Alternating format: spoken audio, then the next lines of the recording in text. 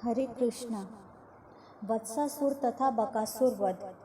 जब वे यमलार्जुन वृक्ष वज्रपात के समान आवाज करते हुए पृथ्वी पर गिर पड़े तो नंद महाराज सहित गोकुल के सारे निवासी उस स्थान पर आए। उन्हें विस्मय हो रहा था कि ये दोनों विशाल वृक्ष अकस्मात किस तरह गिरे। चूंकि उन्हें इनके गिरने का कोई कारण नहीं मिल रहा था, अतः वे सभी अचंभित थे। जब उन्होंने यशोदा द्वारा उखल से बांधे गए बाल कृष्ण को देखा तो वे सोचने लगे कि हो ना हो यह किसी असुर की करतूत है, अन्यथा ये कैसे संभव हो सकता है। साथ ही वे अत्यधिक चिंतित भी थे, क्योंकि बालक कृष्ण के साथ ऐसी घटनाएं नित्य ही घट रही थी। जब वयोवृद्ध ग्वाले इस प्रकार सोच रहे थे, तभी वहां खेल रहे छोटे छोटे बालकों ने आकर लोगों को सूचित किया कि यह वृक्ष कृष्ण द्वारा रस्सी से बंधे उखल खींचे जाने के कारण गिरे हैं। उन्होंने बताया कि कृष्ण दोनों वृक्षों के बीच में आए तो उखल उलटकर वृक्षों के बीच में आ फंसा, और जब कृष्ण रस्सी खींचने लगे तो ये वृक्ष गिर पड़े। जब ये वृक्ष गिर गए तो उनमें से दो तेजस्वी पुरुष प्रकट हुए और वे कृष्ण से बात करने लगे। बालकों के इस कथन पर अधिकांश ग्वालों को विश्वास नहीं हुआ। उन्हें विश्वास ही नहीं हो रहा था कि ऐसी बातें संभव हो सकती है। किंतु उनमें से कुछ ने विश्वास करके नंद महाराज से कहा, आपका बालक अन्यों से भिन्न है, हो सकता है कि उसी ने यह किया हो। नंद महाराज अपने पुत्र की असामान्य क्षमता को सुनकर हंसने लगे। उन्होंने आगे बढ़कर अपने पुत्र को छुड़ाने के लिए गांठ खोली। इस प्रकार नंद द्वारा कृष्ण के मुक्त कर दिए जाने पर प्रौढ़ गोपियों ने बालक को अपनी गोद में उठा लिया। वे उसे आंगन में ले गई और ताली बजा बजाकर उसके अद्भुत कार्यों की प्रशंसा करने लगी। कृष्ण भी सामान्य बालक की तरह उनकी ताली बजाने के साथ ही नाचने लगे। गोपियों के पूर्ण वश में होने के कारण वे नाचने तथा गाने लगे, मानो उनके हाथ की कठपुतली हो।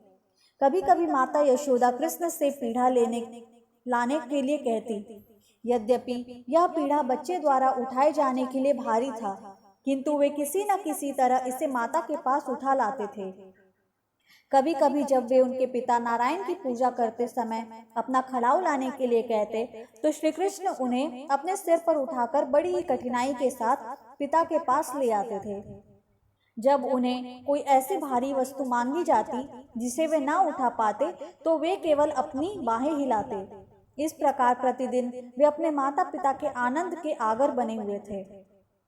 भगवान इस प्रकार वृंदावन वासियों के समक्ष बाल सुलभ क्रीड़ाएं करते रहते, क्योंकि वे बड़े बड़े दार्शनिकों तथा परम सत्य की खोज करने वाले ऋषियों को यह दिखा देना चाहते थे कि किस प्रकार श्री भगवान अपने शुद्ध भक्तों की इच्छाओं के वशीभूत है। एक दिन एक फल बेचने वाली नंद महाराज के द्वार पर आई।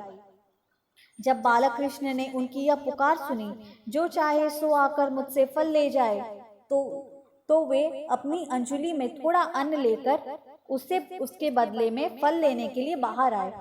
उन दिनों बदलन या विनिमय के द्वारा सौदा होता था, अतः कृष्ण ने भी कभी अपने माता पिता को इस तरह अन्न देकर फल तथा अन्य वस्तुएं लेते देखा होगा, अतः उन्होंने उसी का अनुकरण किया। किंतु उनकी अंजलि अत्यंत छोटी थी और वे अन्न को मजबूती से पकड़ भी नहीं पाए थे, अतः अनाज गिरते जा रहे थे।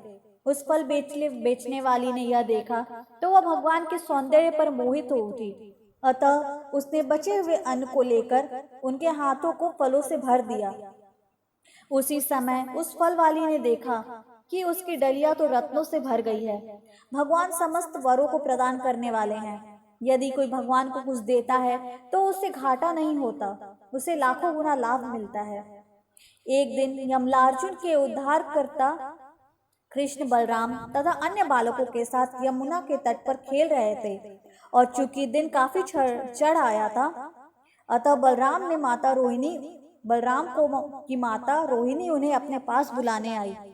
किंतु कृष्ण और बलराम अपने मित्रों के साथ खेलने में इतने मग्न थे कि वे खेल छोड़कर वापस जाना ही नहीं चाहते थे, अतः वे खेल में और अधिक व्यस्त हो गए।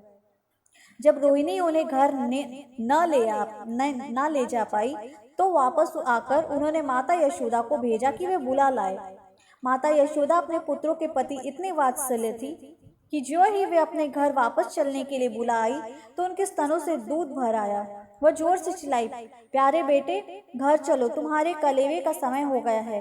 हे कृष्ण, हे मेरे कमल नयन, चलो और मेरा दूध पियो। अब बहुत खेल चुके, अब तुम भूखे होगे। मेरे नन्हे मुन्ने, इतने देर से खेलते खेलते तुम थक गए होगे।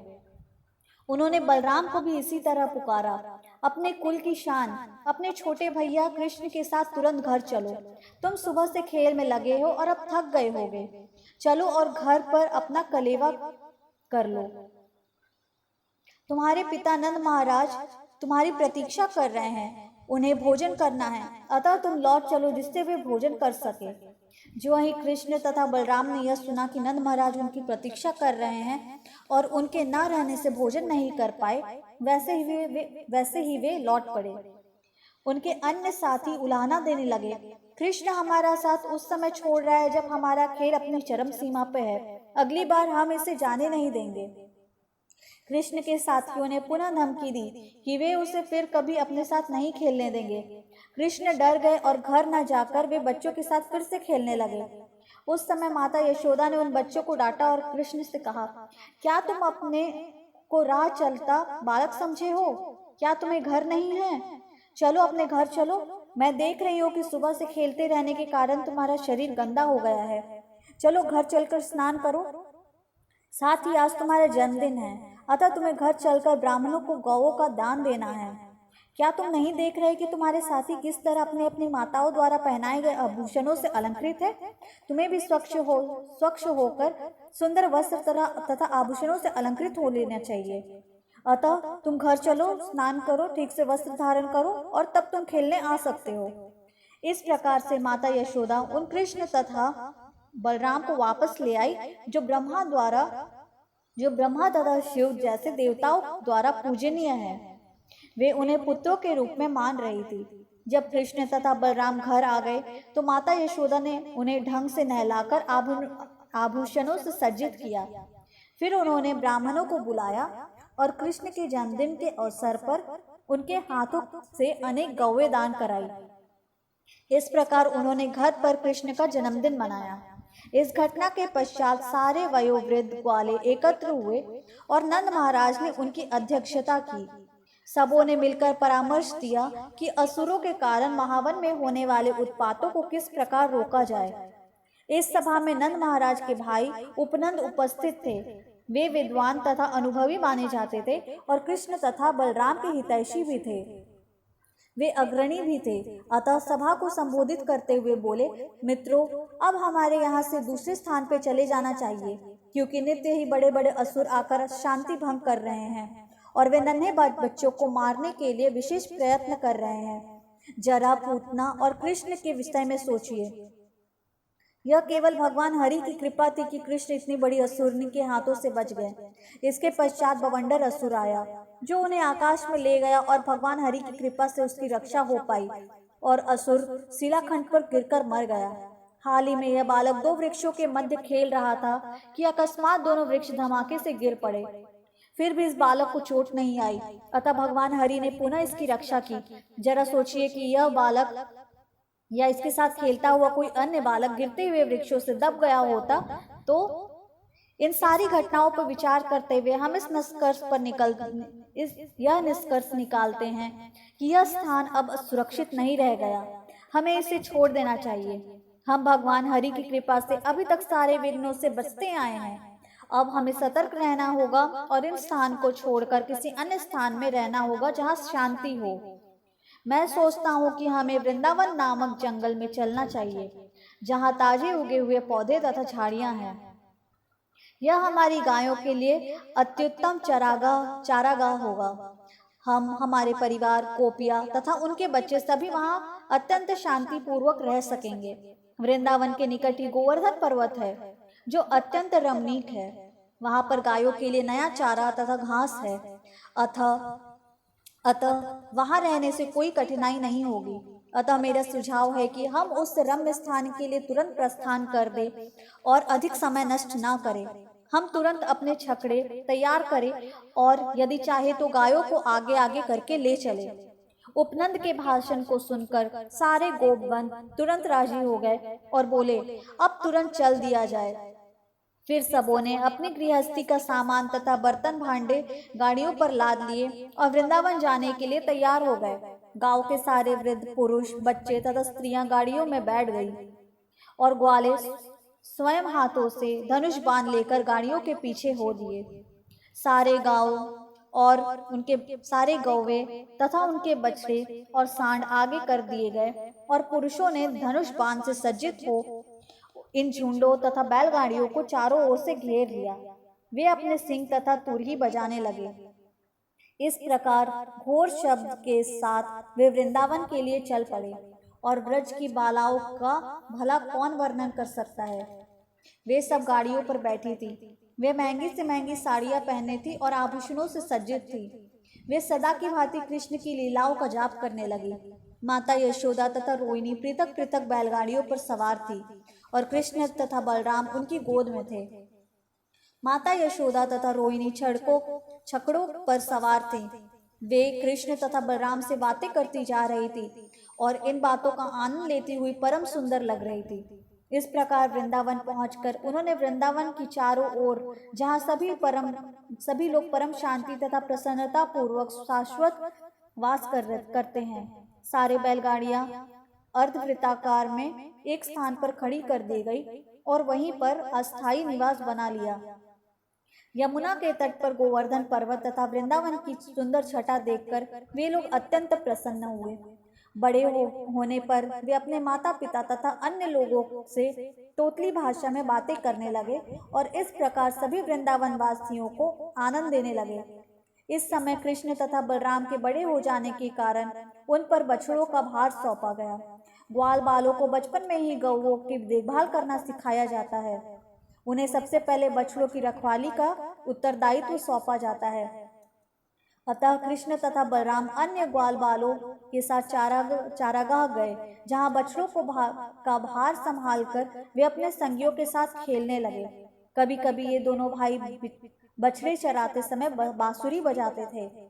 कभी ये दोनों आमलक तथा बेल के फलों से वैसे ही खेलते थे जैसे छोटे छोटे बालक गेंद से खेलते हैं। कभी कभी वे नाचते तो उनके नुपुर की रुनझुन ध्वनि सुनाई पड़ती। कभी कभी वे कंबल ओढ़कर स्वयं बैलों तथा गैया बन जाते।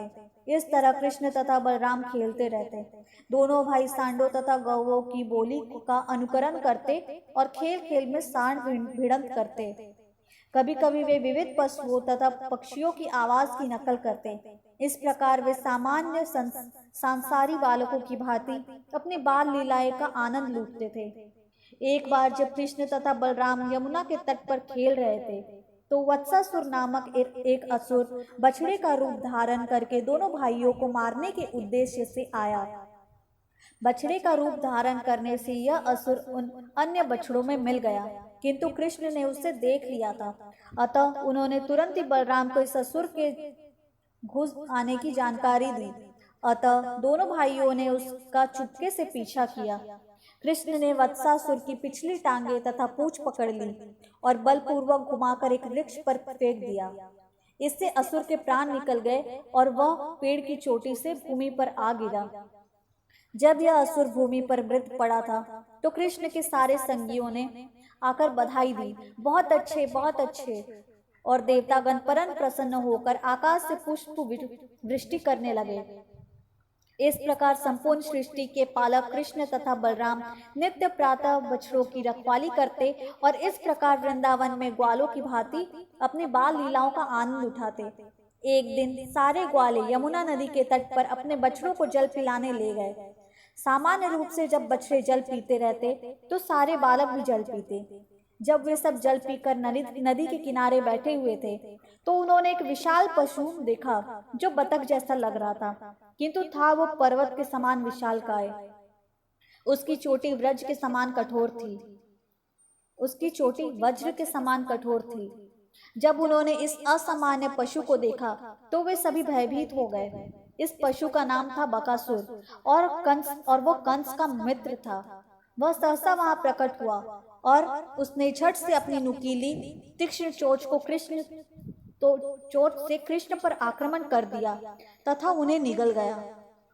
जब वह इस तरह कृष्ण को निगल गया तो बलराम आदि सारे बालक निष्प्राण हो गए, मानो उनकी मृत्यु हो गई हो। किंतु जब बकासुर कृष्ण को निगल रहा था तभी उसके गले में तीव्र जलन होने लगी। यह कृष्ण के चमकदार तेज के कारण था। उस असुर ने तुरंत कृष्ण को ऊपर उछाला और अपनी चोंच में भींचकर मारना चाहा। बकासुर यह नहीं जानता था कि यद्यपि कृष्ण नंद महाराज के पुत्र का अभिनय कर रहे हैं, तो भी वे सृष्टि के रचयिता ब्रह्मा जी के आदि पिता है। माता यशोदा के पुत्र ने, जो देवताओं के लिए आनंद कंद है और साधु पुरुषों के पालक है, उस विशाल बक की चोंच पकड़ ली और अपने ग्वाल साथियों के समक्ष उसके मुंह के दो भाग में उससे इस तरह चीर डाला जिस प्रकार कोई बच्चा तिनके के दो टुकड़े करता है। स्वर्गलोक के निवासियों ने बधाई के रूप में आकाश से चमेली के सुगंधित पुष्पों की वर्षा की। पुष्प वर्षा के साथ ही बिगुल, ढोल तथा शंख की ध्वनि गूंज उठी। जब लड़कों ने पुष्प वर्षा देखी और स्वर्गिक ध्वनियां सुनी तो वे आश्चर्यचकित रह गए। जब उन्होंने कृष्ण को बकासुर के मुंह से मुक्त होते देखा तो बलराम समेत सारे ग्वाले इतने प्रसन्न हुए मानो उन्होंने अपना जीवन आधार प्राप्त हुआ हो। जैसे ही उन्हें कृष्ण को अपनी ओर आते देखा तो वह एक एक करके सबों ने नंद के पुत्र को गले लगाया। उसके बाद उन्होंने सभी बछड़े एकत्र किए और वे घर वापस जाने लगे। जब वे वापस घर आ गए तो वे नंद के पुत्र के आश्चर्यजनक क्रियाकलापों का वर्णन करने लगे। जब समस्त गोपियां तथा ग्वालों ने लड़कों की यह कहानी सुनी तो वे परम प्रसन्न हुए, क्योंकि वे कृष्ण को अपने अंतःकरण से चाहते थे और उनकी महिमा तथा उसके विजय कार्यों को सुनकर उसके प्रति अधिक वत्सल हो रहे थे। यह सोचकर कि बाल कन्हाई मृत्यु के मुख से लौटा है, वे उनके मुखमंडल को और भी अधिक प्रेम तथा वात्सल्य से देखने लगे। वे चिंताओं से पूर्ण थे, किंतु कृष्ण की ओर से अपना मुख हटा नहीं पा रहे थे। गोपियों तथा गोप परस्पर बात करने लगे कि कितने आश्चर्य की बात है कि बाल कृष्ण पर कितनी बार कितने ही असुरों ने आक्रमण किए, तो भी वे सारे असुर मारे गए और कृष्ण अक्षत बने रहे। वे लगातार बातें करते रहे कि कितने भयानक असुरों ने कृष्ण को मारने के लिए ना जाने कितनी बार आक्रमण किए, किंतु हरि की कृपा से उनका बाल बांका ना हो पाया। उल्टे वे सभी पतंग की भांति दीपक में जल गए। इस प्रकार उन्हें गर्ग मुनि के वचन स्मरण हुआ है, जिन्होंने अपने अपार वैदिक ज्ञान तथा ज्योतिष के आधार पर भविष्यवाणी की थी कि इस बालक पर अनेक असुरों का आक्रमण होगा। अब वे साक्षात देख रहे थे कि उनका प्रत्येक शब्द सत्य सिद्ध हो रहा है। नंद महाराज समेत सारे वयोवृद्ध वाले भगवान कृष्ण तथा बलराम के आश्चर्यजनक कार्यों की चर्चा चलाते और इन बातों में इतने तल्लीन हो जाते कि उन्हें संसार के तीनों ताप भूल जाते। यह कृष्ण भावनामृत का प्रभाव है। आज से 5000 वर्ष पूर्व नंद महाराज ने कुछ सुखोपभोग किया, उसे आज भी कृष्ण भावना भावित लोग भोग सकते हैं, यदि वे कृष्ण तथा उनके सहयोगियों की दिव्य लीलाओं की केवल चर्चा चलाते रहे। इस प्रकार सागर पर सेतु बनाने वाले भगवान रामचंद्र के बंदरों तथा समुद्र को लांघ लंका जाने वाले हनुमान जी की लीलाओं का अनुकरण करते हुए बलराम तथा कृष्ण अपनी बाल लीलाओं का आनंद उठाते रहे। वे अपने मित्रों के बीच ऐसी लीलाओं का अनुकरण करते हुए अत्यंत प्रसन्नता पूर्वक अपना बाल्यकाल बिताने लगे। इस प्रकार लीला पुरुषोत्तम भगवान श्री कृष्ण के अंतर्गत वत्सासुर तथा बकासुर वध नामक 11वें अध्याय का भक्ति वेदांत तात्पर्य पूर्ण हुआ। हरे कृष्णा।